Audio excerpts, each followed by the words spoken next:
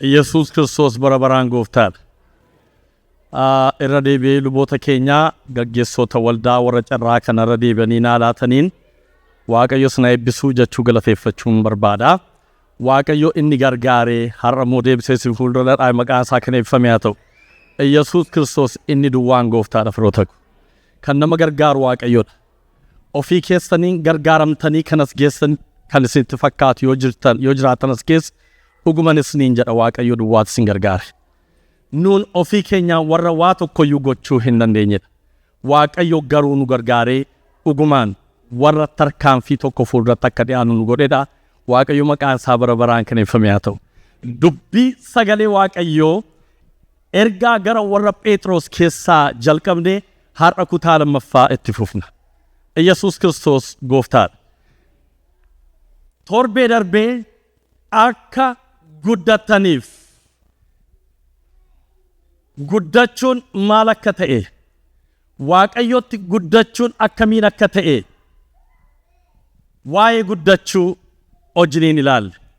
Har'a immoo yoo Waaqayyoo nu gargaare bishina amantii dubbii jedhu guddina keessa dabarree dubbii Waaqayyoo isa jiraataa sanatti immoo bishaachuu akkaataa itti dandeenyu ergaa gara warra Phexros kana keessaati wajjiniin ilaalla. Phexros kana keessaa hin baanu. Phexros isa duraa keessan jira. Boqonnaa 2 keessaati inni torbee darbe wajjiniin ilaalle. Har'a garuu boqonnaa 1 lakkoofsa 13 kaasee hamma dhumaatti isa jiru wajjiniin ilaalla. Ani garuu kallattii dhumaanii 13 fi 14 darbee immoo 22 irra isa jiru dubbii sagalee Waaqayyoo nan dubbisaa yoo fedha keessan ta'e dhaabannee wajjin dubbii sagalee Waaqayyoo dubbisna. Ergaa gara warra Phexros boqonnaa 1 lakkoofsa 13 nan dubbisaa. Kanaaf mudhii yaada keessanii jabeeffadhaa. Warra of qaban ta'aa. Abdii keessan guutummaatti ayyaana isaa yeroo Yesuus Kiristoos mul'atutti isiniif dhufuurraa kaadhaa. Akka ijoollee abboomamanii ta'aa malee kajeellaa foonii isa bara gowwummaa keessan duukaa hin luucayinaa. Inni isin waamee qulqulluu akka ta'e isin adeemsa keessan hundumaan qulqulloota ta'aa. Inni caaffata qulqullaa keessatti ani qulqulluudha waan ta'eefi isin qulqulloota ta'aa jedheera. Lakkoofsa 23 irra isin keessa deemaatii dubbifadhaa. Lakkoofsa 22 irra isa jiruun isinii dubbisa. Isin dhugaadhaaf abboomamuu keessaniin jireenya keessan qulqulleeffattanii obboloota garaa qulqulluudhaan jaallachuu bira geessaniittu.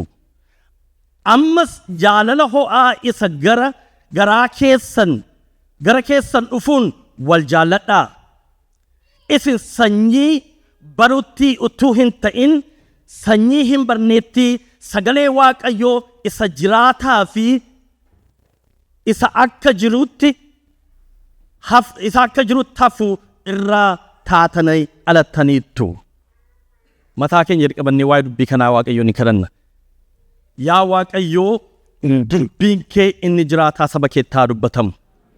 Kiristoos maaliif waa'ee guddinaa eddii barri kun jalqabee yaa Waaqayyoo waa'ee guddinaatti saba keetti dubbachaa jirta. Yaa Waaqayyoo har'a nama tokko guddisuu barbaadda dhugaa keetti. Si fakkaachuutti Kiristoos ilma Waaqayyoo si fakkaachuutti lubbuun nama tokko maqaa gooftaa Yesuusiin mana kana keessaa haa guddatu. Yaa Waaqayyoo isa ulfina keetiif hin taane dhiisee, yaa Waaqayyoo ceephoo dhiisee, hamii dhiisee, isa sin gammachiise sana dhiisee, yaa Waaqayyoo isa isan gargaarre isa guddina isaa booddeetti harkisu sana dhiisee, yaa Waaqayyoo jireenyi nama tokko si fakkaachuutti haa guddatu. Hallelujah nan kadhadha mana kana keessa jireenyi nama tokko si fakkaachuu haa guddatu. Hallelujah namni tokko yaa Waaqayyo lubbuun mana tokko maatiin tokko har'a guddina kana wajjin ol argee mana kana keessa haa ba'u. Yaa Waaqayyo akkasumaan waldaa kiristaanaa dhufee kan deddeebi'u yoo jiraate akkasumaan kan dhufee deebi'u yoo jiraate akkasumaan kan baroota lakkoofsise hallelujah. Kan mana kee keessatti baroota lakkoofsise guddinni maal akka ta'e utuu hin barin si fakkaachuun maal akka ta'e utuu hin barin Yesuus Kiristoos sitti of ilaalee si keessatti guddachuun maal akka ta'e utuu hin barin lubbuun mana kana keessa deddeebi'aa jiru yoo jiraate har'a tarkaanfii tokko maqaa gooftaa Yesuusiin sitti dhiyaatu. Har'a lubbuu nama tokko tarkaanfii tokko ofitti buti yaa ilma Waaqayyo Waaqa jiraata. Elaanan dubbadha namni tokko yaa Waaqayyo ulfina kee taa dhiyaatu siin baruu taa dhiyaatu si wajjin kakuusaa haaressu yaa Waaqayyo achisa fageessi ofitti isa buti hallelujah. Yesuus Kiristoos bara baraan gooftaadha. Ati dubbadhu foon na dhaqotu maqaa gooftaa Yesuusiin ameen. Waaqayyo sinaa eebbisu. Dubbiin sagalee Waaqayyoo guddadhaa guddadhaa guddadhaa guddadhaa jedha.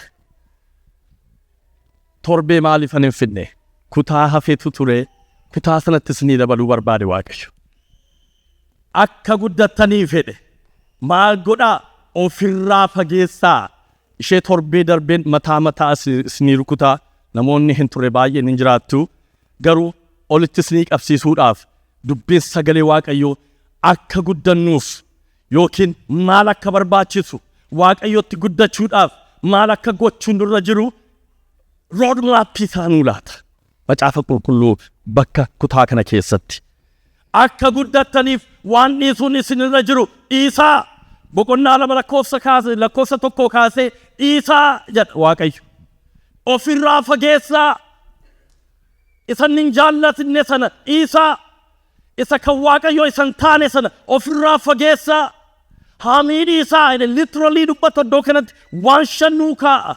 Hamiidhu isaa nuun jedha. Anis jedhee dubbata hammina hundumaa haxxummaa hundumaa of arguu dhabuu weennoo maqaa namaa balleessu hundumaa ofirraa fageessaa. Tuqaa sadii wajjiniin ilaalle inni jalqabaan ofirraa fageessu akka ta'e wajjiniin ilaalle.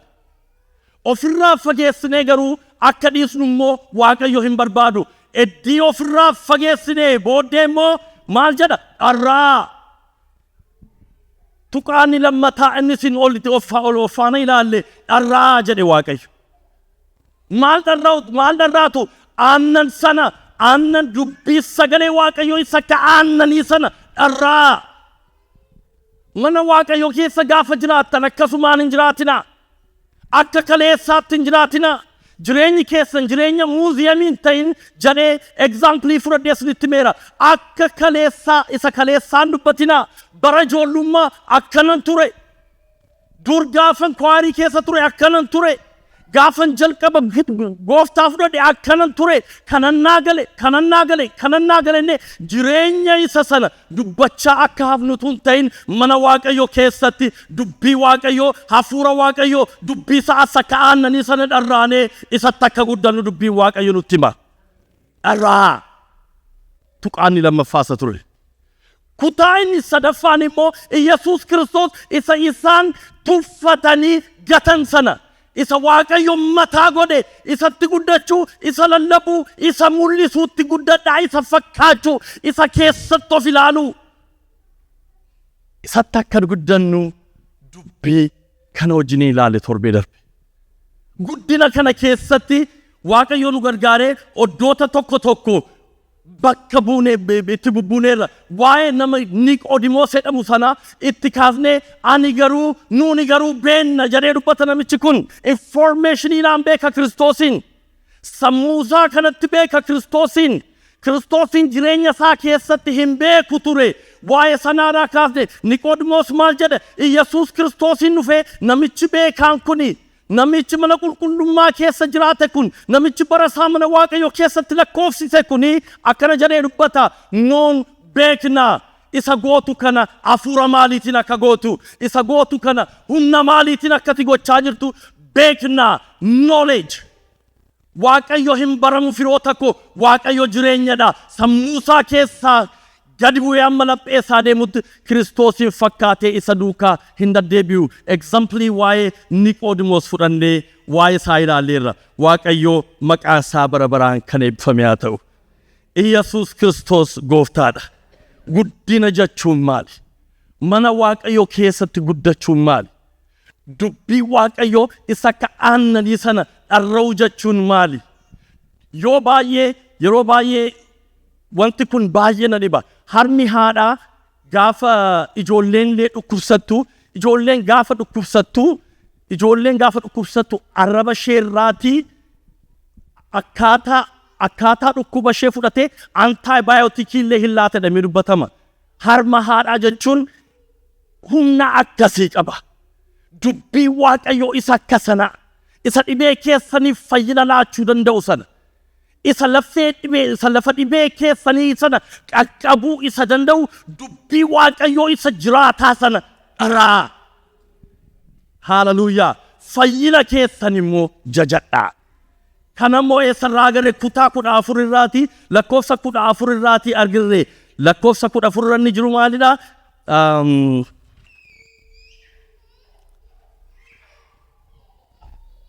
Lakkoofsa 14 irraati isin immoo lammata dhalattaniitu jedha. Lammata dhalachuu sanaan akkamiin akka jiraachuu dandeenya? Lammata dhalachuu jechuun maal akka ta'e? Yoo lammata dhalattanii foon keessan isa moofaa sanaaf duutan malee mootummaa waaqayyo dhaaluu akkasiin hin dandeenye dubbiin sagalee waaqayyo nutti dubbata.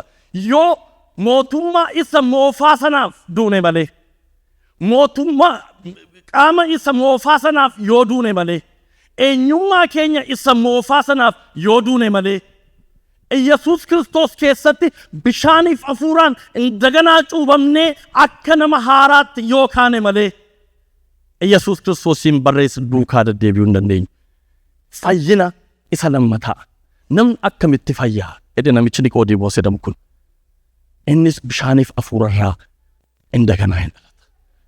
Bishaaniif hafuurarraa dhalachuun foon isa moofaa sanaaf du'anii jireenya haaraatiin Kiristoos duukaa ka'uudha. Mee ammam keessattuu Kiristoos duukaa akka haaraatti ka'e? Harka laaluu hin danda'a? Haaleluyyaa. Warri Kiristoos duukaa akka haaraatti kaatanii isin jireenya bara baraa qabdu. Warri Kiristoos keessatti daganaa dhalattanii isin jireenya bara baraa qabdu. Waaqayyo isin duukaa, sanyii keessan duukaa, maatii keessan duukaa kakuu haaresseera. Maqaan waaqayyoo bara baraan kan eebbifame haa ta'u. Wantoota kanatti fufnee guddachuun hafuuraanis fooniinis akkam akka rakkisaa ta'e akkam akka inni ulfaataa ta'e dubbii sagalee waaqayyoo keessaa wajjin ilaalleerra. Fooniin gaafa dhalannu haatiif abbaan yoo ijoollee dhiisan ijoolleen guddachuun akkuma isaan rakkisu. Guddachuu jechuun guddinni yoo waaqayyo nama eebbise yoo waaqayyo nama guddise malee guddinni mataa ofiitiin ogummaa ofiitiin beekumsa ofiitiin waan argamu akka hin taane dubbii sagalee waaqayyo keessaa ol faana qabne ilaalleerra. Guddachuun ta'ammirii isa waaqayyo jireenya keenya keessatti godhudha. Ijoollee hin godhattu, uffatatti bittu, mantamaariin geesstu, nyaata nyaachistu yoo akkasumaan waaqayyo garuu maal godha? Hin guddisa. Waaqayyo hin guddisa jennee maaf mana tamaarii geessinaa? Maaf nyaata itti laanna jechuu hin dandeenyu. Nuun qooda keenya fudhannaa, waaqayyo immoo hin guddisa. Kanaan olitti qabnee akkuma dubbii sagalee waaqayyo jedhu Phexros ani nan dhaabe jedha. Aphiloos bishaan itti qabee waaqayyo immoo hin guddise. Dubbii sagalee waaqayyo jedhu kanaa wajjin ilaaleerra jechuudha. Maqaan waaqayyo bara baraan kan eebbifame haa ta'u. Nuuni itti dhamaanaa, nuuni waan barbaadu hundumaatti qabnaa, waaqayyo immoo hin guddisa. Waaqayyo haa guddisu jennee dhiisuu hin dandeenye. Alatti ani immoo nan guddifadha jennee immoo hojii isa kan waaqayyo keessa galuu hin dandeenyu. hundumtuu kan mataa isaa godha, inni kaan hin naaba, inni kaan hin aramaa, inni kaan bishaanitti qaba. Waaqayyo gooftaan maccaa immoo hin guddisa. Ijaa kanaa fi bakka kanatti inni nuun ilaalle maalidha? Yoo guddachuu barbaadan ofirraa isa ulfina Waaqayyoof hin taane fageessaa. Ofirraa isa ulfina Waaqayyoof hin taane fageessuu jechuun aramaa naannaa muka tokkootii qulqulleessuu jechuudha. Aramaan jireenya namaa booddeetti harkisa. Aramaan jireenya namaa booddeetti qaba. Akka dubbiin sagalee Waaqayyo nutti jedhu inni sanyii facaasu sanyii fudhatee ba'e inni tokko aramaa keessa bu'e. Aramaan sun maalidha? Dubbiin sagalee Waaqayyo akkas jedha. Innis hamminadha. Hammina hundumaa, haxxummaa hundumaa. Haxxummaan haramaadha. Hamminni haramaadha. Weennoon haramaadha. Maqaa namaa balleessuun haramaadha. Aramaa sana ofirraa fageessaa. Guddachuu barbaaddu aramaa sana jireenya keessanirraa, maatii keessanirraa fageessaa. Namoonni hamannoo as keessa jirraa dhiisaa. Namoonni maqaa namaa balleessinu, maqaa waldaa balleessinu jirraa as keessa dhiisaa. Inni maal godhaa? Jireenya keenya, guddina keenya booddeetti harkisa. Waa'ee kwaarii baanee dubbannaa. Waa'ee tajaajilootaa baanee dubbannaa. Moo jireenya keenya wangeela keessatti of ilaallee Kiristoos isa dhugaa ta'e sanatti guddanna. Dhiisaa. Waaqayyo waldaa kanatti dubbachaa jira. Waldaan guddachaa jirti. Akkasumaan waldaa keessa taa'aa jirna moo dhuguma Kiristoosin fakkaachuutti guddachaa jirra. Kan dubbate Waaqayyo firoota ko. Kiristoosin fakkaachuu guddachuutti akka dandeenyu Waaqayyo nu gargaaru. Isinitti of akkaabadaan jiru. Ani jireenyi koo qulqulluudha, qulqullaa'aa miti. Phaawulos miti. Kun Waaqayyo anaaf isinitti kana dubbataa. Guddadhaa. Waaqayyoon fakkaachuutti guddadhaa. Waldaan waan baay'eetiin of qopheessaa jirti jennee we mention inni waan torbee darbe bakka kanatti ta'e witness gochuun hin ga'a. Waaqayyo waan waldaa kana keessatti gochaa jiru ilaaluudhaaf, dhugaa ba'uudhaaf inni torbee darbe agarre hin ga'a. Waaqayyo waan baay'ee nu gidduutti gochaa jira. Namicha yookiin obboleettii ishee bakka kan teessedha kan akkasumaan dhuftee deebi'aa jirtu. Kan Kiristoosiin fakkaachuun rakkise nama meeqadha kan kanas keesseeru. Kan ofumaa ija hamaadhaan ol ilaallee akkasumaan of jibbinu meeqa jiras keessa. Moo ol fakkeessinee ofumaa suufii uffannee uffata qulqulluu uffannee waldaa shoof goonee deebi'aa jirraa. Ba'aa jireenya sana keessaa jedha namichi Waaqayyo bakka kanatti. Ba'aa Kiristoosiin fakkaachuutti guddadhaa. Eebba barbaaddu, ijoollee keessaniif eebba barbaaddu, jenereeshinii keessan kana booddee akka eebbifamu barbaaddu Kiristoosiin fakkaachuutti guddadhaa. Eebba ijoollee keessanirra hin taa'inaa firoota ko. Eebba maatii keessanirra hin taa'inaa. Jenereeshinii kana booddee jirurra hin abaarsan kaa'inaa. Isaas ulfina Waaqayyoof hin taane isa gaarii sana immoo qabadhaa. Waaqayyo isa gaarii sana qabachuu akka dandeenyuuf ayyaana nuuf baay'isu. Itti fufnee har'a bishina hafuuraa sanatti immoo isarratti xinnoo wajjin ilaalla. Bishina hafuuraa sana akkamitti isatti immoo bishaanna. Bishina hafuuraa inni jedhu kun isaan kamidha? Isaaniin wajjiniin ilaalla. Guddina jechuun maalidha? Kiristoos keessatti Waaqayyoon fakkaachaa jiraachuu.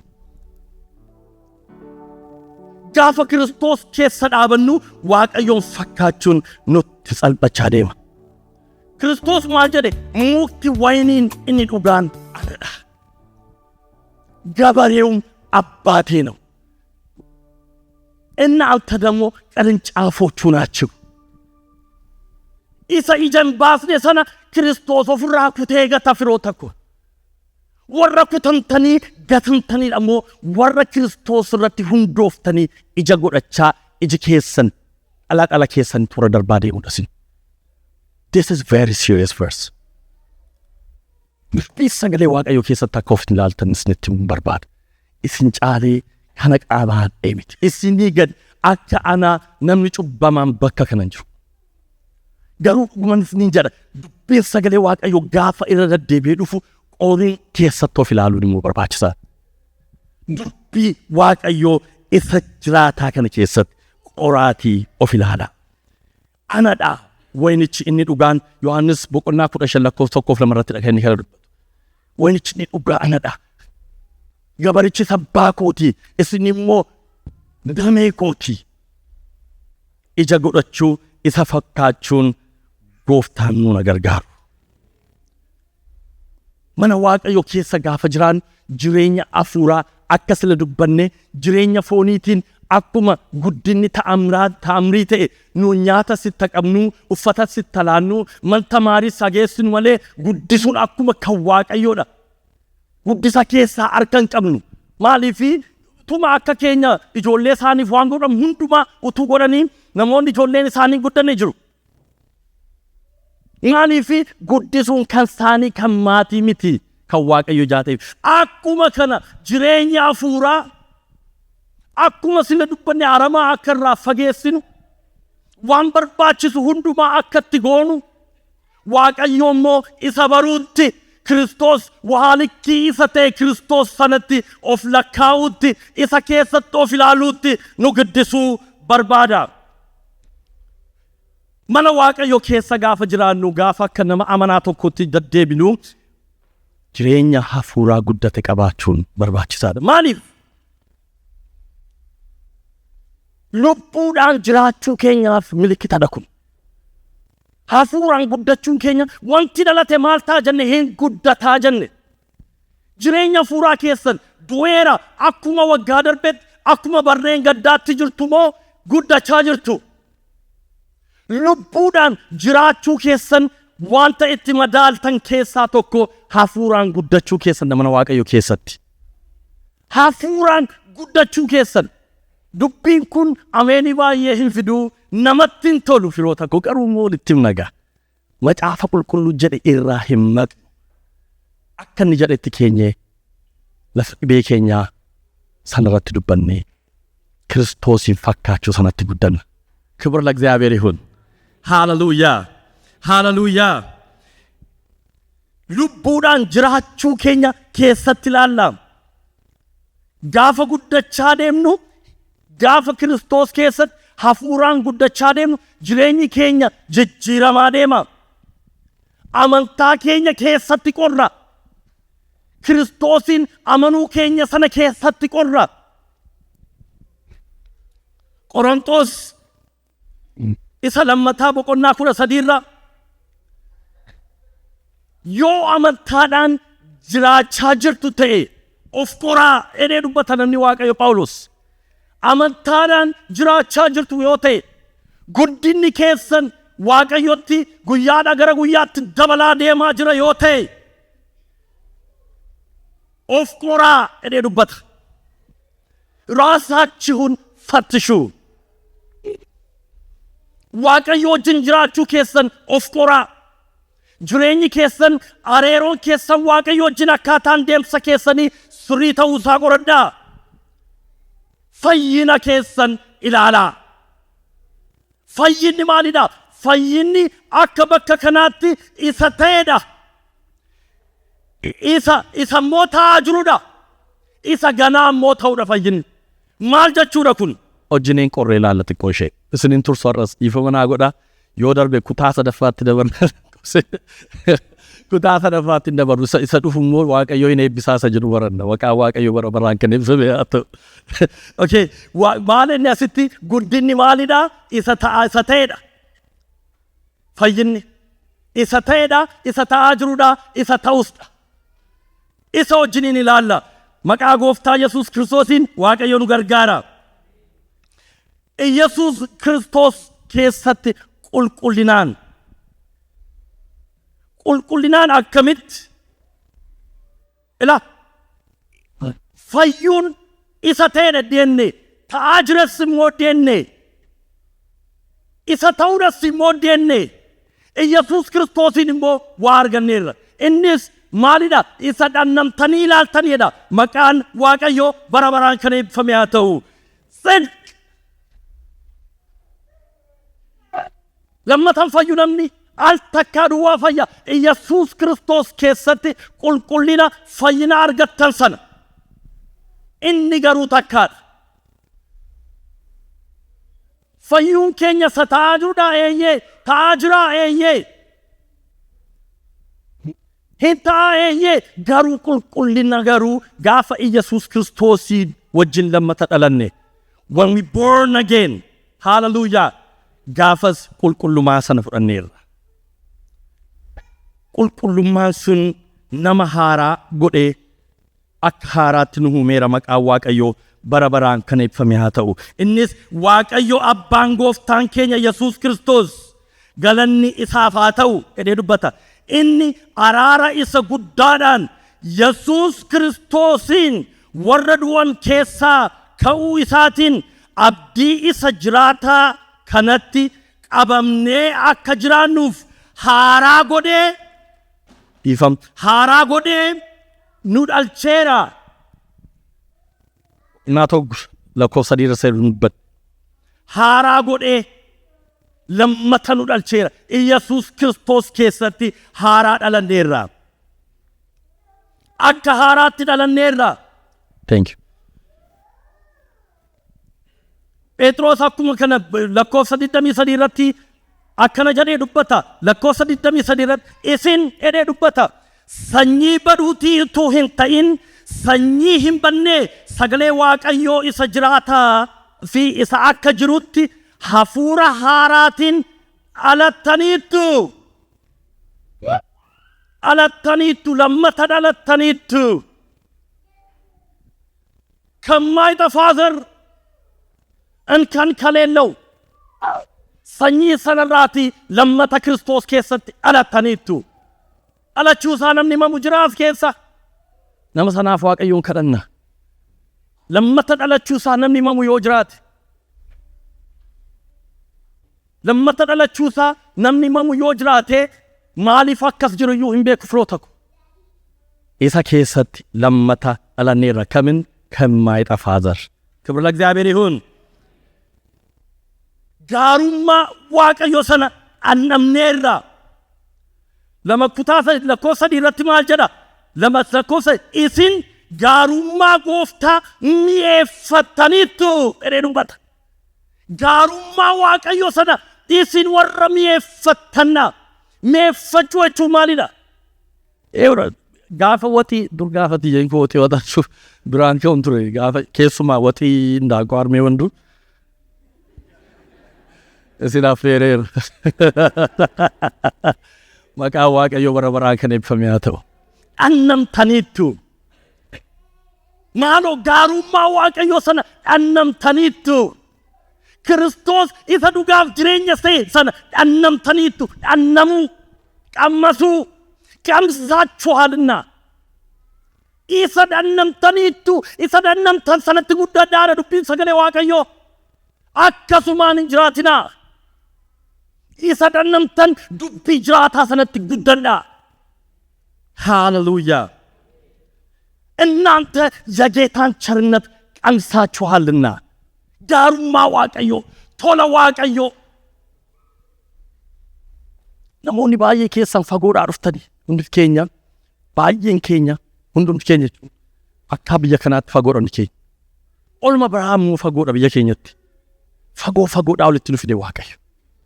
Baay'een keessan maatii amanaa keessaa dhuftan. Baay'een keessan maatii qaalluu waaqeffatu keessaa dhuftan. Baay'een keessan Waaqayyo maal akka ta'e warra hin beekne keessaa dhuftan. Baay'een keessan immoo ijoollummaadhaa kaasee dubbiin sagalee Waaqayyoo isinitti dubbatamaa guddattan. Namni tokko as keessaa akkasaan jedha abbaan koo durii lafan ciisetti ganama gaafan dammaquu harki isaa miila koo irra jiraadha. Hin kadhataaf ture abbaansaa. Baay'een keessan achii dhuftan ta'uu danda'a. Garuu የእግዚአብሔርን ቸርነት የቀመሰ ሰው በትናንትናው ኑሮ አይኖርም። ዋቀዮ አንድ እርምጃ ወደፊት እንድንራመድ ይፈልጋል። ወደ ከበረው ነገር ሃሌሉያ፣ ወደ ተሻለው ነገር ሃሌሉያ። ኢሰፈካቹት ክርስቶስን ፈካቹት ኢሰተከ ጉደኑ በድባዳ መቃን ዋቀዮ በረበራን ከኔፈሜ ሃተው ኤጋ ኦዶ ከነቲ ቱመ ይላሉ ጴጥሮስ ቶኮ አፍረቲ maal dubbisneera tokko afurratti isa maal jedhu dubbisnee waan hin banne waan xurii hin qabne waan gad deebi'aa hin adeemne isa waaqa keessatti isiniif eegamaa jiru dabartanii akka fudhattan godheera. Maaliif kan isinii eegame ilaa dhannamtaniittu agartaniittu isa isiniif eegame sanatti ilaa isa dhannamtan kana malee dhugaan kan biraa jira jechuudha. Kiristoosin asitti dhannamtaniittu deemtanii immoo jireenya bara baraa duukaa jiraattu isiniin jechaa jira Waaqayyo. Dhannamtaniittu inni asitti agartan sun inni isin akka waxii qammastan Kiristoos sun isa keessatti eegamtanii immoo isa bara baraa dhaaluuf jirtu nuun jechaa jira bakka kanatti. Haaleluyyaa. Isa hin dhumne, isa hin bannetti isatu qophaa'e. Gara sanatti fayyina nuu qophaa'e fayyina bara baraa sanatti. Isa dhannamne jireenya bara baraa sanatti ce'uu akka dandeenyuuf Waaqayyo nu gargaaru. Namoonni baay'een isuma asitti ekspiriyaansii goone achittis deemnee agarra. Jireenyi keenya asitti si'oolii xixinnoodha taanaan si'oolii isa guddaan nu eegachitti. Jireenyi keenya asitti immoo Kiristoosin fakkaataa jireenya mi'aa waan dhandhamne gaarii tokko qabna yoo ta'e immoo jireenyi bara baraa Kiristoos keessatti nu qophaa'edha. Haaleluyyaa! Haaleluyyaa! የሆነ ነገር ነው ጋፈ ጀኑ isa ta'eedha fayyuun keenya isa ta'eedha gaafa jennu fayyideerra jechuu keenyadha maqaa Waaqayyoo eebbifamu. Isa ta'aa jirudha gaafa jennu immoo Yesuus Kiristoosiin lammata dhalanneerra. Isa ganaa dhufuudha gaafa jennu immoo isa itti guddannu isa ta'uudha gaafa jennu immoo isa gara fuulduraatti dhufu isa dubbiin sagalee Waaqayyoo nutti dubbata. Kana keessatti akkamiin jiraanna? Kana gidduutti proosesii kana gidduutti akkamiin jiraanna? Bishaachaa isa gaarra bishina afuura isee dhojii ilaala. Xinnoo ishee isa xinnoo experience ni godhee fixa. Hin guddannaa maqaa Waaqayyo bara baraan kan eebbifame haa ta'u. Hin guddannaa isa baruutti wada charnatu isa dhannamne sanatti hin guddannaa. Guddachuu keenya kana akkamitti cheekii goona? It's simple. Wanti dhalate tokko hin guddata. Wanti dhalate sun immoo guddachuusaa kiristaana gaafa ta'u mana Waaqayyo keessatti maal keessatti of ilaala jennee Kiristoos keessatti of ilaala. Ijoolleen keenya aangoo isaanii dhaladhee guddadheeramme na ilaalaan jiru siigalaan jiru ani guddadheera nuun hin jedhan ijoolleen keenya. Maal guddachuu isaanii keenya hin agarramni? Naan asitti siin galle malee ani guddadheera hin jedhamu. Maaliif guddachuun keenya akkuma ijoollee xinnoo mana Waaqayyo mana keenya keessatti dhalattee guddattu akkuma kana hafuuraan dhalannee guddachuun keenya guyyaa guyyaadhaan ija isaatiin waan goonuun jaalala keenyaan dubbii Waaqayyo gochuu keenyaan isa ulfina Waaqayyoof hin taane dhiisuu sanaan guddachuun keenya guyyaa guyyaadhaa akka sanatti mul'achaa deema. Kiristoosiin ijoolleen meetiriin jira mana koo meetiriin jira mo'aan dhufee gaafa waggaa 5 masmariitti godhee gaafa 6 gaafa 7 amma yoomitti akka inni deemu beeku garuu masmarii godhata deemee meetirii tokko dhaabbatee jira. Kiristoosiin meetirii godhaati mana keessan kaadhaa firuu tokko isatti dhaqaatii of lakkaa. That's our measurement. Kiristoos irratti meeshariif godhaa. Amma feelinna spaa. Bakka kana hin guutaa amantiin koo Kiristoosin fakkaachuun koo achi ga'eera addana ga'eera isinitti dheeressu daddafee hin fixaa jira maqaa Waaqayyoo bara baraan kan eebbifame haa ta'u. Phaawulos kana dhagaa Qolaasiyaas 1 keessatti Yesuus Kiristoosin saba ፍጹም የሆነን ሰውና ያሳድጋል በክርስቶስ ውስጥ ሃሌሉያ በክርስቶስ ውስጥ ፍጹም የሆነን ኮሚኒቲ ወልዳ ልሆን keessan kana gochaa jiru Kiristoos keessatti saba qulqulluu gaatee Kiristoosin jireenya isaa eenyummaan isaa fakkaatee Kiristoosin nama urgaa'u Kiristoosiif qopheessuutu hojjechaa jiru kana danni Phaawulos jedha በክርስቶስ ፍጹም የሆነ ሰው እናዘጋጃለን እሱን የሚመስለው ኡመታ ክርስቶስን ፈካቱ ስታንዳርድ ሳሰለራ ነመገድም ቡኔ ክርስቶስን ፈካቹ ሰለራ ነመ ሂመቅኔ ከሌሰስ አረስ ኢስን አካ ኢጆሌ aannan dhudduu jedhee dubbata warra Qorontosiin Phexros Phaawulos. Yeroo jalqaba dhufee isaan ijaare dubbiin sagalee Waaqayyoo isa akka aannaniitti qabeedha dubbiin sagalee Waaqayyoo. Deebi'ee gaafa waa'ee isaanii qoratu har'a aannan barbaadu. Waaqayyoon barbaadu Kiristinnaa akkasii nurraa. Warra kaleessa aannan dhugaa baanee har'a aannan dhunnu boris warra aannan dhunnu akka taanu Waaqayyoon barbaadu.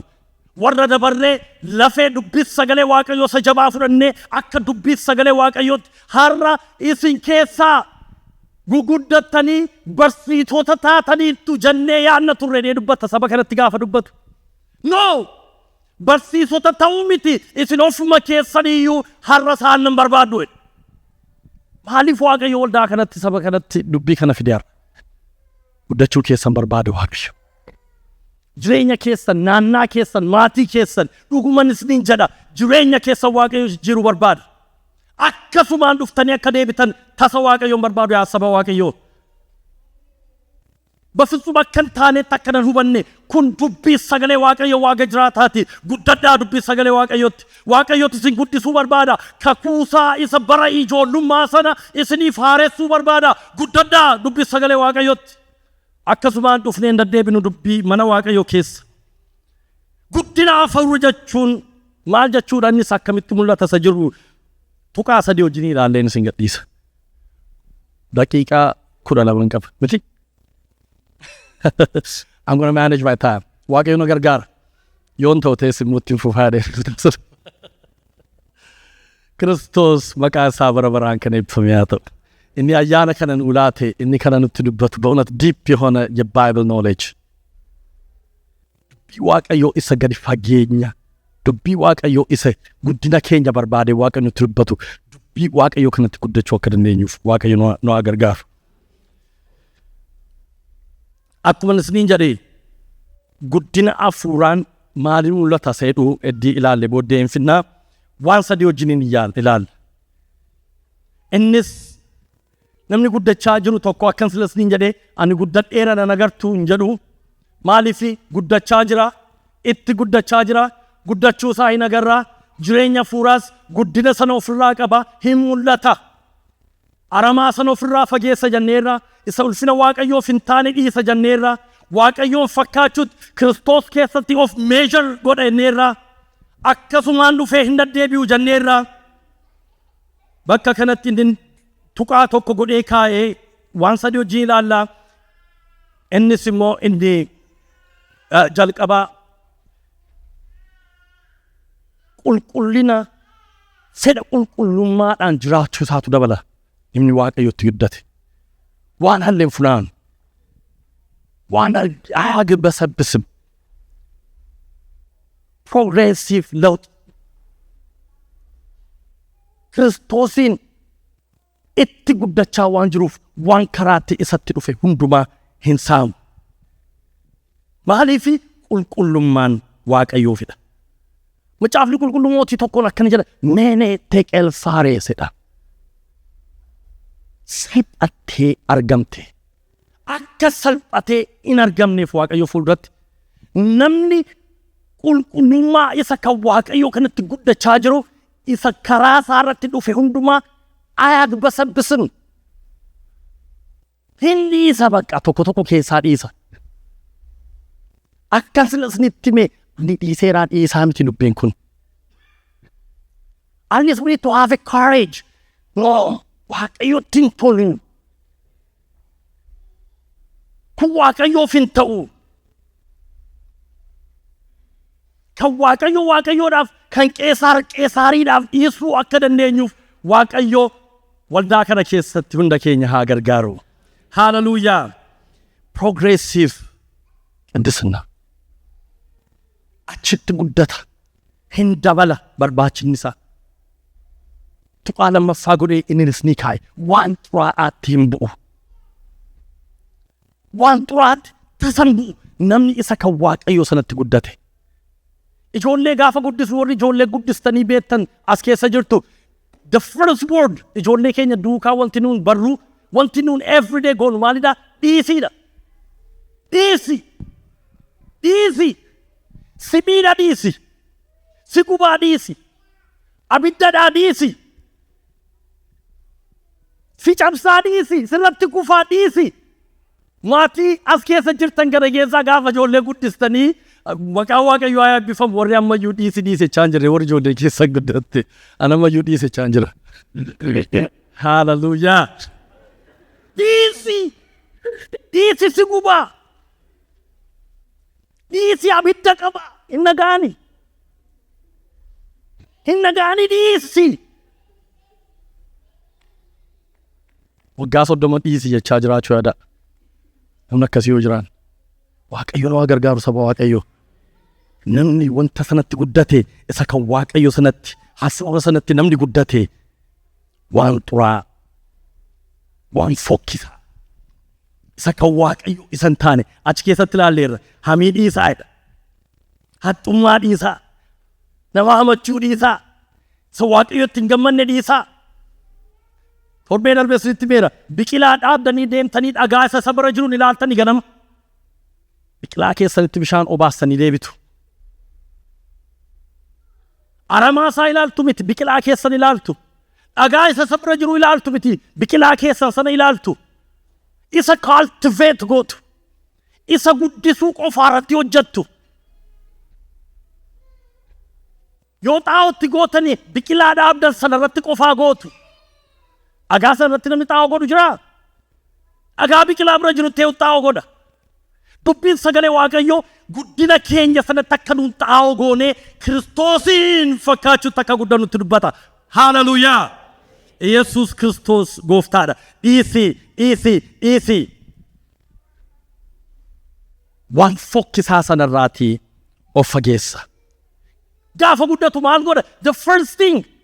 Dhiisii keenya hin dhaga'u hin barbaadu. Isa fokkisaa akka ta'e gaafa baru ofii isaatii dhiisa. Bartaniittu isa kamina fokkisaan isiniif Waaqayyo gidduu kan dhaabachaa jiru. Ofii keessaniin baraatii dhiisaa. Waaqayyo dhiisi waamee dhiisi. Sana dhiisi, kana dhiisi jechaa jiraate. Ofii keessaniin gaafa Waaqayyoon Kiristoosin fakkaachuutti gaafa guddattanii innumtuu isinitti tajaa. Inni ulfina Waaqayyoo hin taane sun, inni Waaqayyoon hin gammachiisne sun, inni booddeetti isin harkise sun, inni guddina keessan hudhee qabe sun isinitti fokkisa. Namni Kiristoosiin yookiin guddina jireenya hafuuraa keessatti gaafa bishaatu ofii isaatiin dhiisa. Phaawulos akkana jedhe ለኔ ረብ የነበረውን ነገር ናኩት ጉዳችሁ ይሳታ ጋሪ ቱሬን መቃይን ንቀቡ ጋሪ ቱሬ ፈሪሳዊዳ ኦግኒያ ታቀበ ነም ሎሄሪ ረምችኩን መቃ ገጋሪ ኤንዩዩ ለፈከነረት በርባዱ ሰነ ሁንዱማ ቀበ ቱሬ ገሩ ጋፈ ክርስቶስ ትጉደቱ እንዳራብ ቆጠርኩት ማሊዳ እንሲን አከ ቆሻሻ ትለኮፍተን ዲሱ ደንደሰን ጉደተኒቱ ወንተሰነራ ዱቤ ሰገሌ ዋቀዮ ከሰተው ቆራቲ ይላላ ሃሌሉያ ለኮሶኮፍ ለመረጥ እደጉ ጉደዳ ቁልቁሎታ ታ እዲጀኔ ቦዴ ለኮፍሰ ኩዳ ፍሪፍ ኩዳ ሸረት ዱቢስ ሰገሌ ዋቀዮ አከነ ጀኔ ይርበታ አከይ ጆሌ አቦመመኒ ታአመሌ አከማሊ አከይ ጆሌ አቦመመኒ ታአመሌ ከጀላ ፎኒ ኢተበረገውማ ከሰኒ ዱካ ሂሉ ቻይና ኢቱፈ አከነ ጀዳ inni si waame qulqulluu akka ta'e isinis adeemsa keessan hundumaan qulqulloota ta'a. Maaliin adeemsa keessan hundumaan you cannot pick and choose. Yaa saba Waaqayyo kanaan qulqullaa'eeraa kanammoo torbeen itti yaadan jedhama. Adeemsa keessan hundumaan jedha dubbiin sagalee Waaqayyo qulqulloota ta'a. inni caafata qulqullaa keessatti ani qulqulluu waanan ta'eef isinis qulqulloota ta'a. Maal ta'a? Qulqulloota ta'a jedheera. So qulqullummaan waan qoshaashaa tuffachuun isa ulfina waaqayyoof hin taane dhiisuun is not a choice. Kiristoos keessatti guddachuu mana waaqayyo keessatti ija horuu barbaanna taanaan isa kan waaqayyoo isa hin taane isa adda duubatti nu harkisaa jiru sanarraati akka addaan baanu. Torbee darbee dubbanneerra guddachuudhaaf irraa cituu itti immoo maxxanuu barbaadaa inneerra. Dirqamadha kun yaa saba waaqayyoo. Waaqayyo nu gargaaru. Inni sadaffaaf inni dhumaan jaalalaa mul'ataa ni dubbata namni waaqayyo. Guddachuun keessan Kiristoosin fakkaachuun keessan wal jaallachuu keessaniin mul'ata. Maatiin nama baay'ee waldaa kana keessaa yookiin waldaa kiristaanaa bara kana keessatti maatiin namoota baay'ee ana dabalatee jireenyi tokkoon keenya jaalalaan qabamnee jiraachuu keenya gaaffinattuu mal takka. Mee namni bilbiltanii naa kadhadhu wandu yookiin luba keessanii naa kadhadhu lubaa kana keessa deemaan jira namoonni jettan. Namoonni baay'een ofumaa duukaa itti duunee itti maxxannee wajjin abidda keessa gallee wajjinuma karaa nyaanna. Garuu wangeelli addanatti waa tokko nutti dubbata jaalalaan. Jaalalaan mul'ata, oliif kadhachuudhaan mul'ata, ol utubuudhaan mul'ata, ol ijaaruudhaan mul'ata. Isa sanatti guddadhaa. Guddachuun keessan isaa mul'ata. Akka namni kan biraan nu keessaa irra deebi'ee hin miidhamneef maal irratti hojjechaa jirra? Akka koominitiitti, akka waldaatti maal irratti hojjechaa jirra? Akka dhuunfaatti akkamiin ol gaafachaa jirra? Eenyutu jaalalaan waa'ee eenyu dubbata? Moo hamiin keessan ammayyuu jira? Inni ulfina waaqayyoof hin taane sun ammayyuu jira? Ol hornee mana waaqayyoo keessa jirra ammayyuu? Ol arrabsaa jalaan waan kan biraa oliin jechaa mana waaqayyoo keessa deebi'aa jirra? Inni adda duubatti nu qaba. Isarraa fagaadhaa. Phexros 1:22 akkana jedha. Isin dhugaadhaaf abboomamuu keessaniin jireenya keessan qulqulleeffattanii dhaggeeffadhaa. Obboloota garaa qulqulluudhaan jaallachuu bira geessaniittu. Anis jaalala ho'aa isa gara keessan dhufuun wal jaalladhaa. Mana waaqayyo keessatti guddachuun sadaffaa maalidha? Jaalala keessanii mul'ata. Waaqayyo jaalala sana nuuf laatu. This is what he wants from us. Waaqayyo mana isaa keessatti jireenya keenya utubuu barbaada. Nu guddisuu barbaada waaqayyo.